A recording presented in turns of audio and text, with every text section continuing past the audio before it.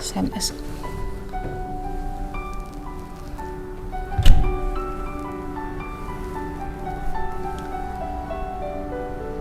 Apa iki? Koncoku mulai jajan.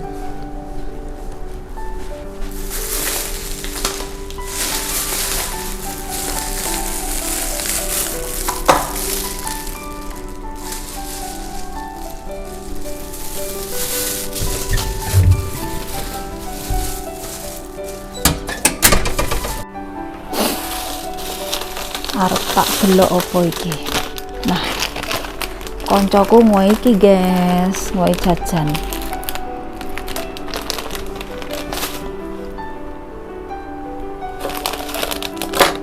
Ora digunting. Hai semuanya, kembali lagi bersama Lisa di sini di channel Bunda Arbi. Hari ini aku mau ini teman-teman. Mau lihat ini, temanku kasih jajan.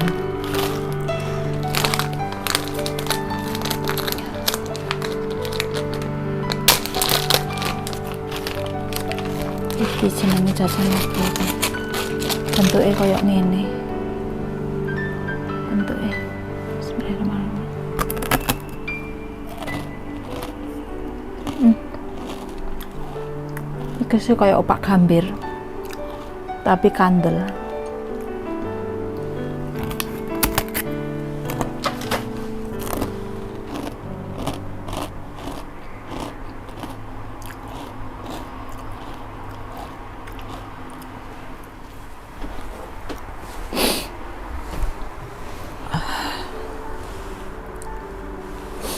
Ini yang kasih temanku lantai 6 itu teman-teman, atasku.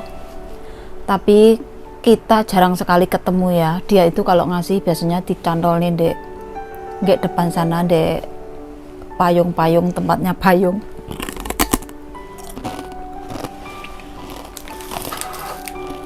Hari ini Taipei wademepol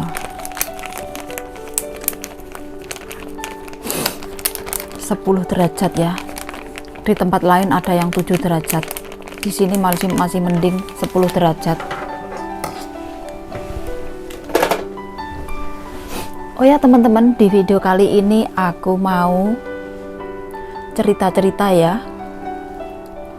Tapi sebelumnya jangan lupa subscribe channel aku, jangan lupa tekan loncengnya biar dapat notifikasi video terbaru ya.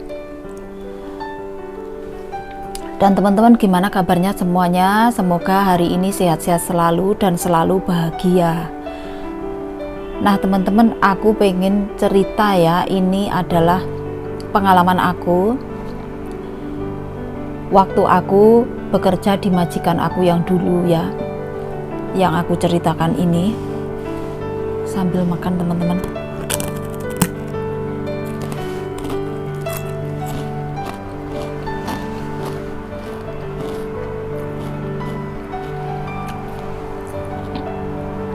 Dulu aku sempet mau ini ya, waktu datang aku sempet aku mau balik lagi ke Indonesia karena ya nggak tahu dulu pikiran aku gimana ya, tapi karena aku nggak srek sama majikan, jadi aku pengen pulang. Tiap hari nangis ya, dari hari pertama sampai hari ke-7 itu aku nangis terus teman-teman. Selain karena aku ngangkat ama yang stroke total itu ndak kuat, karena aku itu kurus banget dulu, itu cuma 45 kilo dan tinggi aku 161, jadi ya kurus banget ya. Terus aku ngangkat nenek itu nggak kuat sama sekali. Terus majikan aku ya pertama kali itu hari pertama orangnya baik, tapi ya namanya majikan masih penyesuaian ya, masih awal-awal, jadi agak gimana gitu, belum kenal.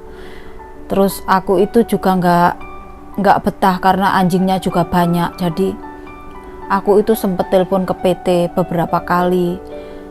Pas hari ke-7 itu, sampai hari ke-7 itu baru aku sama PT dibilang gini, nanti kalau kamu pulang aku denda, kamu bisa didenda 15 juta katanya seperti itu. Jadi aku nggak jadi pulang, padahal aku bener-bener nggak kerasan dulu ya, tapi karena kurangnya pengalaman Terus apa namanya, karena masih pertama kali lah, belum pernah bekerja seperti itu, belum pernah bekerja jadi pembantu yang jaga nenek stroke seperti itu, dan kondisi rumah juga apa namanya, tradisi yang berbeda itu teman-teman yang membuat aku nggak betah waktu itu.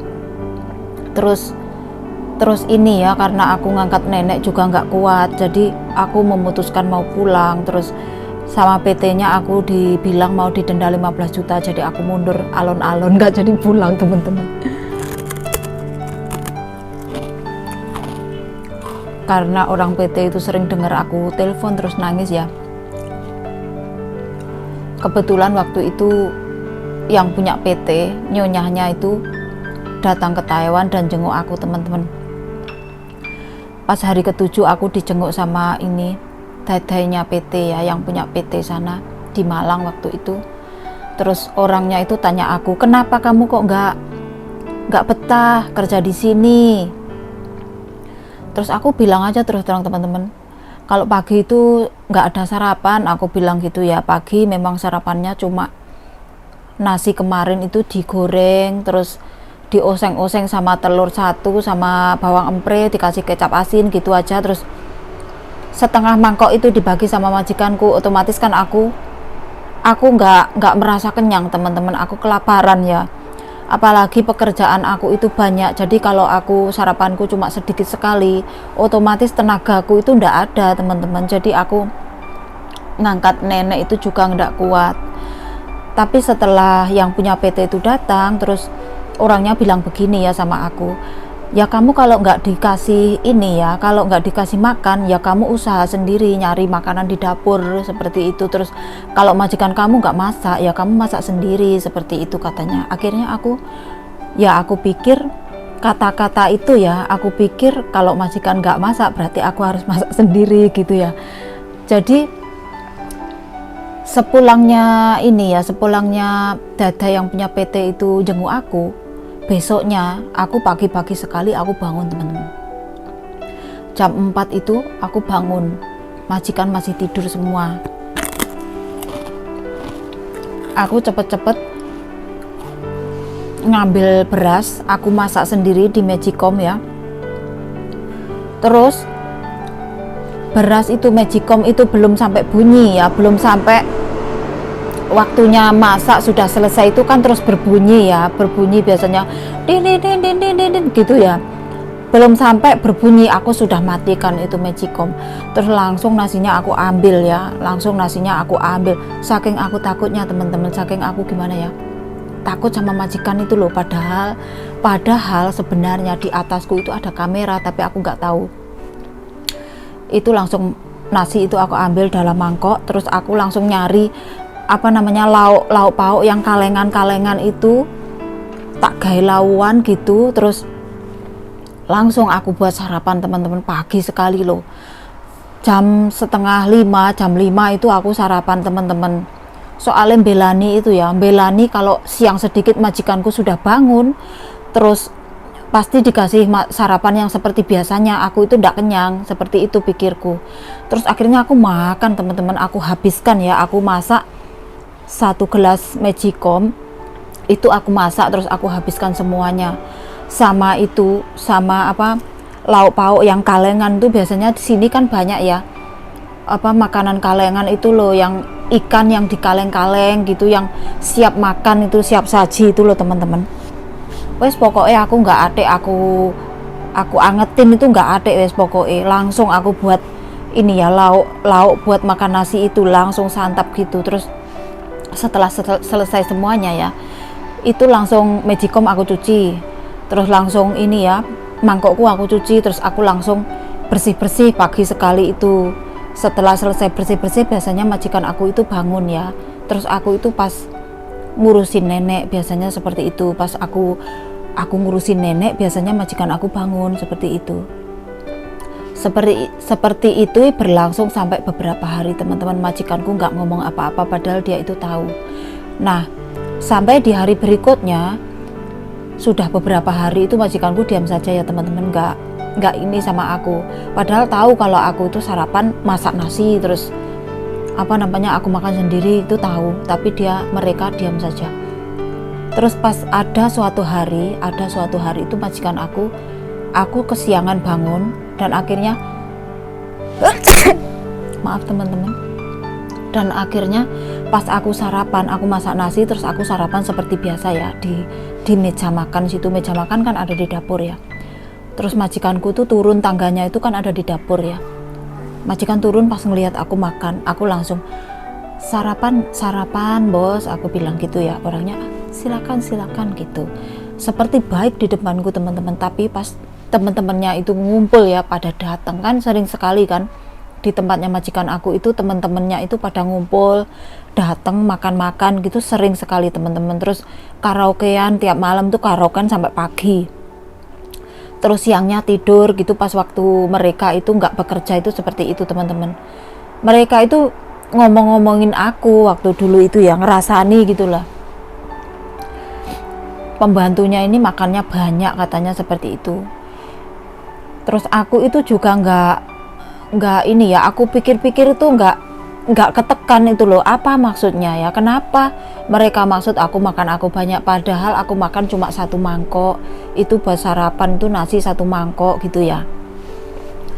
Terus lama-lama aku tahu, karena di sini sudah lama, beberapa bulan baru aku tahu ya.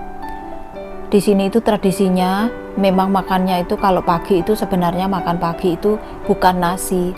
Sebenarnya seperti itu. Sebenarnya kalau makan sarapan itu roti seperti itu. Tapi karena majikanku itu orang desa, orangnya ngirit sekali ya.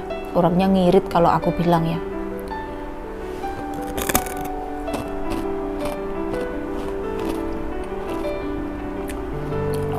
Karena orangnya ngirit, jadi pagi itu makan nasi kemarin digoreng gitu aja, dibagi sama majikanku yang perempuan. Kalau yang laki nggak pernah sarapan kan ya, seperti itu. Terus kalau siang baru makan nasi, siang itu makan nasi itu, tahu nggak 1 gelas rice cooker itu, 1 gelas rice cooker itu ya, nasi 1 gelas rice cooker itu ya, kecil itu, masak segitu, cuma 1 gelas rice cooker itu buat orang 5.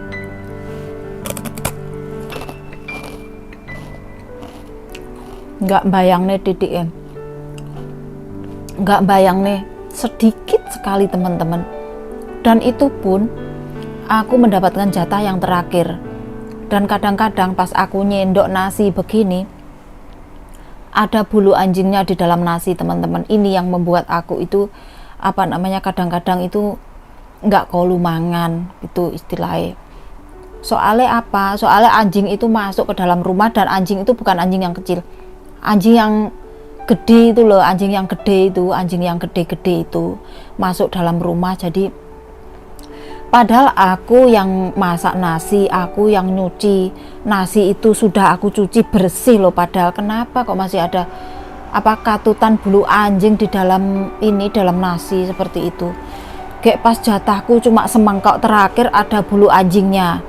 Sedangkan kalau aku mau beli makanan sendiri di luar, karena posisi itu di pedesaan, desa neng duweso neng pelosok ya, ibaratnya lah arep tuku sego itu harus sepedaan motor adoh ya.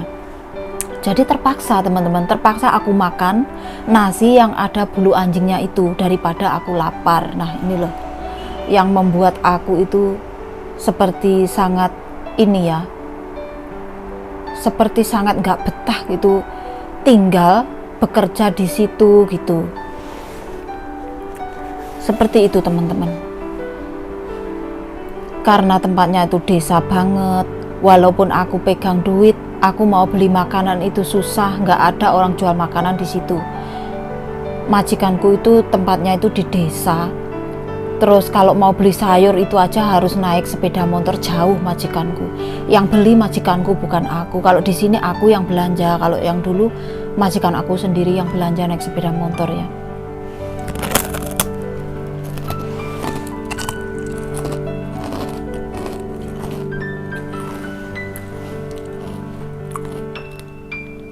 Majikan aku sendiri seminggu sekali itu belanja naik sepeda motor. Terus dijatah sayur itu hari Senin sampai hari Jumat itu habis. Hari Sabtu Minggu majikanku biasanya keluar kota, aku ditinggal sama nenek. Kalau nenek itu makannya kan nggak makan, dia itu pakai piwekuan ya, pakai selang hidung. Jadi aku cuma nyepet susu lewat selang hidung itu, nyepet susu. Jadi ama nggak makan apa-apa, cuma minum susu. Terus kalau hari Sabtu Minggu mereka pergi, kadang-kadang telur aja nggak ada di kulkas, sayur juga nggak ada. Jadi aku harus makan apa, teman-teman tahu nggak? Aku itu punya inisiatif ya. Pas majikanku beli sayur itu, sayur godong telo itu loh, telo rambat itu loh. Itu kan ada onok gagang-gagangnya itu loh guys, onok gagang-gagangnya itu tak encep-encep ndek tanah gitu loh. Tak encep-encep ndek tanah, ndek pinggir jalanan itu. Kan jalanan itu aspal ya, terus pinggirnya ada tanah sedikit itu, aku tancap-tancapi itu batang-batangnya itu loh, batangnya ketela rambat itu. Terus aku sirami tiap hari, akhirnya subur itu, terus majikanku kalau beli buah pepaya itu bijinya itu aku tanam di tanah belakang rumah, kan ada tanah sedikit itu ya. Karena di Taiwan itu walaupun di desa ya, jarang sekali aku menemukan tanah itu teman-teman. Di tempatnya majikanku itu semuanya paving ya, pavingan gitu loh, terus aspal gitu. Jadi ada tanah sedikit di belakang rumah itu buat buang sampah-sampah daun itu aku sebari biji pepaya. Alhasil tumbuh teman-teman, tumbuh itu ya, buah pepaya, pohon pepaya itu tumbuh. Bisa aku buat sayur, bisa aku buat ini ya, buah. Terus itu ada daun ketela rambat yang aku tanam itu, batangnya itu tumbuh daun banyak sekali karena tiap hari aku siram ya, subur banget. Terus majikanku itu seperti nggak punya malu itu ya, seneng ngelihat aku nanam sayur itu. Beneran ya, kebeneran, nggak usah beli sayur katanya begitu.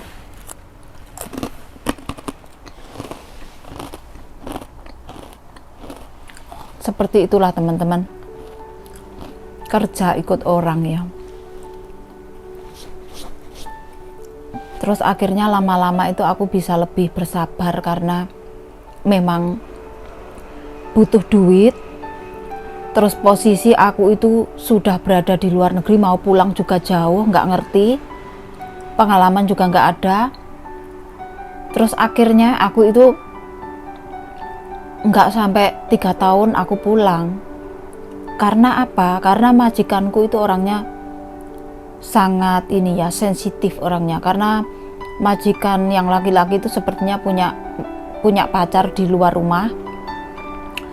Jadi majikan perempuan tuh sering marah gitu loh, marah tapi nggak ada pelampiasan. Dia marahnya sama aku, sering marah sama aku seperti itu. Kadang-kadang cemburu atau gimana gitu ya. Kalau majikan yang laki-laki itu nawari aku, Lili ini boleh dimakan ya, ini punya buah, punya mie instan itu yang banyak sekali itu, kadang punya jajan gitu, ini boleh dimakan tuh kadang-kadang. Terus majikanku yang perempuan itu cemburu kalau majikan yang laki-laki baik sama aku, seperti itu teman-teman. Jadi membuat aku itu pengen segera pulang. Selain aku juga kangen banget sama anakku ya, anakku kan dulu masih 1, yang sekarang sudah SMK, dulu itu masih umur 5 tahun. Pas aku tinggal tuh umur 3 tahun, terus aku pas pulang hampir umur 6 tahun anaknya. Jadi aku kangen sama anakku karena anakku di rumah sering banget sakit teman-teman. Tiap aku telepon anakku itu sakit, jadi aku memutuskan untuk putus kontrak. Selain itu badanku ini lama-lama ya, karena ngangkati ama yang stroke total itu, lama-lama seperti remek badanku rasane, koyok loro kabeh awakku, nggak kuat kerja. Jadi aku memutuskan ya wes aku arep mulai ae aku gitu. Terus aku itu langsung ini yang ngomong ke majikanku, hari ini aku mau pulang, terus tolong teleponkan agent, aku bilang gitu. Akhirnya aku diteleponkan agent kan, Terus karena posisi pulang aku mendadak dan majikanku itu nggak ada gantinya teman-teman, sebenarnya kasihan, tapi karena majikanku yang perempuan ini ya, orangnya itu kadang-kadang tiba-tiba marah tanpa sebab, aku jadi jengkel gitu sama orangnya. Jadi aku langsung pulang ya pulang. Aku ya tadinya juga bekerja seperti ini, tiba-tiba aku ngomong pulang gitu. Jadi orangnya kelabaan. Agennya itu bawa orang ya buat gantiin aku, tapi nggak mau, katanya ada anjingnya, nggak mau dia. Anjingnya kan banyak, 13 anjingnya. Terus tahu nggak teman-teman, anjingnya itu punya kutu yang sangat banyak. Tahu nggak kutu anjing itu seperti apa? Gede-gede segini teman-teman, gede-gede. Terus kalau diambil gini ya, aku kan disuruh ngambil kutu anjing kan, itu aku pakai sarung tangan yang tebel itu ya, sarung tangan yang karet itu tebel, terus pakai masker, aku pakai rambutku ini ya tak bontel, pakai itu shower cap kan. Jadi ya rupaku ku koyo opo ngono wis, pokoknya koyo robot ngono. Aku gawe shower cap, gawe selondongan tangan, gawe masker, terus njukui tumone anjing ya, tumone kiri iku mau dicupuk ngene iki pedhot apa ndase tumo iku pedhot nempel ndek anu ngono, lek enggak gawe gunting. Jadi aku ngambilnya itu pakai gunting gini, tak guntingi gitu teman-teman. Isinya itu besar-besar segini, isinya darah itu. Wis pokoknya lek nyeritakne majikanku sing biyen iku jijik pol aku pokoknya. Beda jauh sama yang di sini. Di sini pertama kali aku juga jijik karena majikan aku kan memelihara anjing ya, tapi nggak seperti yang dulu. Dulu itu bener-bener gilani lah pokoknya ibaratnya. Kerja koyok ngono, ngangkati mbahwe abot. Mbahwe iku salah sewetruk total kayak iki yo, lek dipegang itu mau diangkat itu dipegang tambah keras gini. Sebenarnya tadinya lentur gini, terus aku mau ngangkat ya itu, ama aku mau angkat ya, aku mau bantu mandikan, mau bantu apa ganti popo atau apa gitu, tambah mengeras gini, pahanya ini mau dibuka ini aja keras gitu. Terus aku harus sabar itu baik itu tak keplek pupune gini ya, tak keplek gitu. Terus ama fangsing song, aku bilang gitu ya, pokoknya tak ngomong terus kan telinganya masih bisa mendengar, dan akhirnya dia itu agak lemes gitu. Terus akhirnya aku bisa ngangkat, akhirnya aku bisa ganti popok seperti itu teman-teman. Pokoknya semenjak itu aku jadi ini ya, kerja itu jadi punya pengalaman kerja seperti itu, jadi bisa lebih tahu lah, lebih sabar gitu menghadapi pekerjaanku yang selanjutnya seperti ini. Pas aku datang yang terakhir ini sudah siap betul aku, seperti apapun kondisi nanti aku ketemu majikan seperti apapun aku itu siap seperti itu teman-teman. Aku nggak takut kalau jaga orang tua atau jaga apa, itu aku nggak takut sama sekali. Dan untungnya di sini aku nggak jaga orang tua, di sini itu jaga anjing. Katanya jaga nenek tapi ternyata jaga anjing. Ternyata majikanku ini yang sakit, orangnya sakit asma kan, terus ya seperti itu, harus ada temennya, satu rumah harus ada temennya karena dia nggak ada saudara di Taiwan ya, seperti itu teman-teman. Dan sampai hari ini aku masih bekerja di sini karena kebutuhan di rumah juga masih banyak, aku belum bisa bangun rumah teman-teman. Nah teman-teman, sampai di sini dulu cerita dari aku, semoga bermanfaat buat teman-teman yang pengen bekerja ya. Jangan lupa selalu semangat, jangan mudah putus asa. Segala pekerjaan itu harus dicoba. Habis datang itu jangan langsung nyerah ya. Kalau lihat pekerjaan itu susah, jangan langsung minta pulang, minta pindah dan lain sebagainya. Karena nggak semudah itu teman-teman. Pindah majikan tuh nggak semudah yang dibayangkan. Nanti pindah di tempat lain bisa dapat yang lebih baik, mikirnya kan seperti itu. Belum tentu teman-teman kalau datang tuh ya dicoba dulu lah, 1 bulan, 2 bulan, 3 bulan gitu. Jangan sampai baru datang masih sehari 2 hari 3 hari sudah tidak betah, mau pengen pengen pindah, padahal majikannya itu nggak mukul lah, cuma mulutnya aja cerewet gitu, nggak usah pindah. Kalau sampai memukul-mukul sampai menganiaya itu baru boleh pindah teman-teman, itu membahayakan nyawa ya. Tapi kalau masih cuma wonge kenyeh cerewet iku sing ngelok-ngelok nih, ngerasani dan lain sebagainya, atau nggak dikasih makan, itu nggak usah pindah. Kalau nggak dikasih makan tuh masih ada solusinya teman-teman, dibicarakan baik-baik sama orangnya. Kita kan menuntut hak kita di sini, kita ada kontraknya itu yang ditandatangan itu kan, kita itu dikasih makan 3 kali sehari. Kalau nggak dikasih ya kita itu protes teman-teman. Jadi kalau majikan nggak mau ini, nggak apa namanya ya, kita protes itu nggak direspon, kita protes ke agent juga nggak direspon, kita kan bisa protes ke telepon ke ini, ada 1955 buat kita itu mengadukan permasalahan kita. Jadi nggak perlu kabur, nggak perlu aku pengen pindah ngalem, pengen pindah, pengen mulai putus kontrak dan lain sebagainya ya. Banyak sekali yang seperti itu dan akhirnya mendapatkan majikan itu ya ternyata kurang baik lagi, dia harus pindah nih, akhirnya mulai neng Indonesia soalnya jenis wes waleh nganu golek nih majikan. Nah seperti itu, jangan sampai ya teman-teman. Semoga teman-teman semuanya yang bekerja itu bisa pulang itu sukses, membawa keberhasilan, terutama membawa badan sehat, selamat, dan bawa duit yang banyak ya. Nah teman-teman, sampai di sini dulu video dari aku. Jangan lupa subscribe ya buat channel aku biar tambah berkembang. Wassalamualaikum warahmatullahi wabarakatuh. Bye bye.